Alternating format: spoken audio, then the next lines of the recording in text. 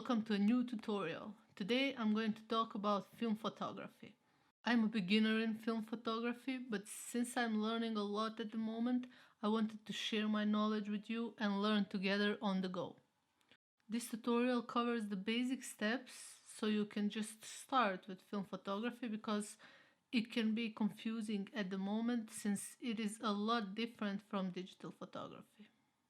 For a start, you're going to need an analog camera. These cameras come in two formats, 120mm or 35mm format. I'm sure in the place where you live there is at least one camera store that sells these kind of cameras. In case you don't have such store, you can always order from eBay or Amazon. There is a ton of cameras that you can choose and they are pretty cheap, but make sure to pay attention if it is a 35mm format or 120mm. The next thing that you'll need is a film. Depending on the camera that you're going to buy, you should also pay attention what kind of film. There are films in 120mm format and 35mm format. When I first tried to buy a film, I almost bought a 120mm film, even though I had a camera that is 35mm. So make sure to read well and make a research before you buy anything. The third thing that you're gonna need is a battery. The battery that fits in my camera is a small 6-volt battery.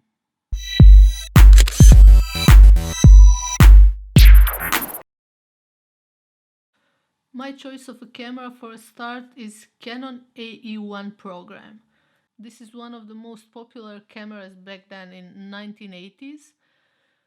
This particular model was manufactured in 1981. It's a little nice camera, looks cute, it's nice to hold in the hand, and it came with a 50mm 1.8 lens.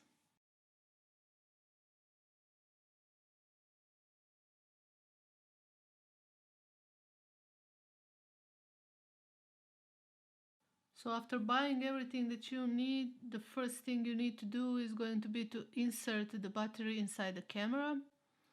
As you can see, my camera uses this small 6-volt battery. It was a little bit hard to find, but eventually I found it.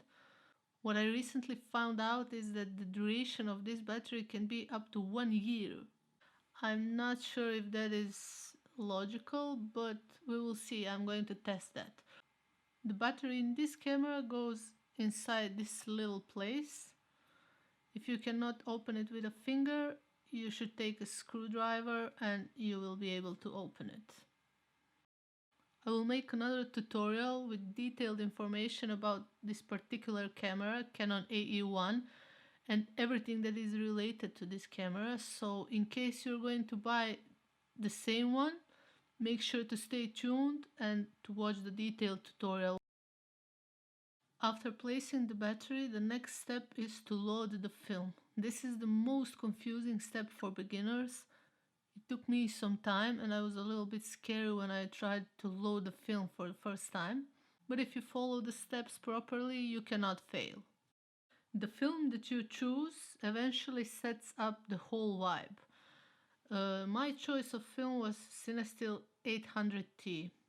Eventually, this is the film that made me want to try film photography. I was not into film photography at all, and everything just looked weird, but when I saw Cinestill and the kind of photos it makes, I just fell in love and I had to try it out. This film is not really recommended to beginners because it's one of the most expensive ones, and in case you make some mistakes while loading the film or whatever with the camera, you will end up wasting a bit more money than with some cheaper films. Cinestill is a little bit hard to find. You can order it online from the official Cinestill store, but they don't really ship to all countries in the world, even though they say they do.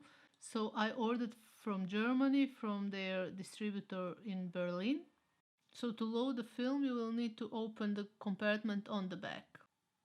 In order to do that, you will need to pull up this rewinding knob to release the latch. This is how the camera looks inside from the back. As you can see on the right side, there is this spool that has slots for the film tab to be placed into. Now insert the film and push the rewind knob a little bit down so it can hold the film in place. Now pull the film out and insert it into one of these slots, but make sure that the film goes all the way through the spool.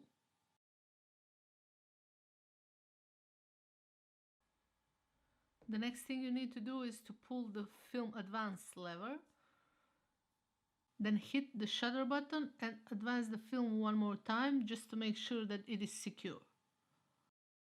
After that, close the back of the camera and make sure to press it harder so it can snap, and then push down the rewinding knob all the way down. The next thing you need to do is to advance the film until the picture counter reads 0. Make sure to push the shutter button each time when you advance the film. And while you are doing that, you should see the rewinding knob, it should be turning. If it's not turning, then you did something wrong. This is one of the main signs that you will need to follow when shooting film photography, because whenever this rewinding knob stops turning, it means something has happened to the camera or to the film. The next step is to set the ISO and the shutter. In order to set the shutter, you will need to turn this big wheel on the right side. It is pretty easy to turn, but when you want to set up the ISO, you will need to pull it up a little bit and then turn it in order to move the ISO left or right. So eventually by pulling it up and turning it, you will also end up moving the shutter. So before setting up the shutter, make sure to set up the ISO first. Since I'm using the Cinestill 800T, I'm going to set my ISO at 800. And then when the ISO is set up, just spin the wheel to confirm your shutter speed. And that's it, the camera is ready for use. With this film you get 36 exposures, and we set the counter to 0, so we are ready to start. Here are a couple of photos I made with Cinestill 800T, just so you see what kind of vibe you can get with this film.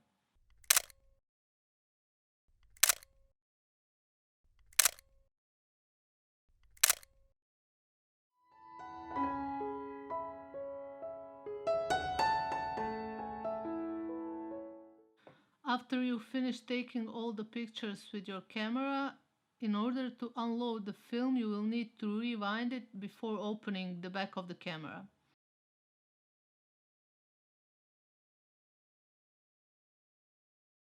In order to rewind it properly, you will need to push the release button on the bottom of the camera. After that, lift up the rewinding lever and start turning.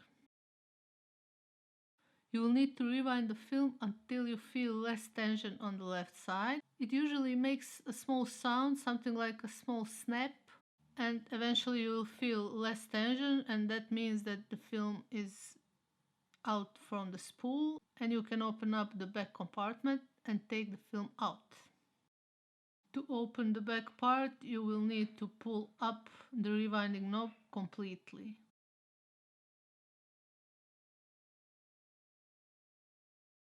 Now after this, the film is ready to be sent to processing.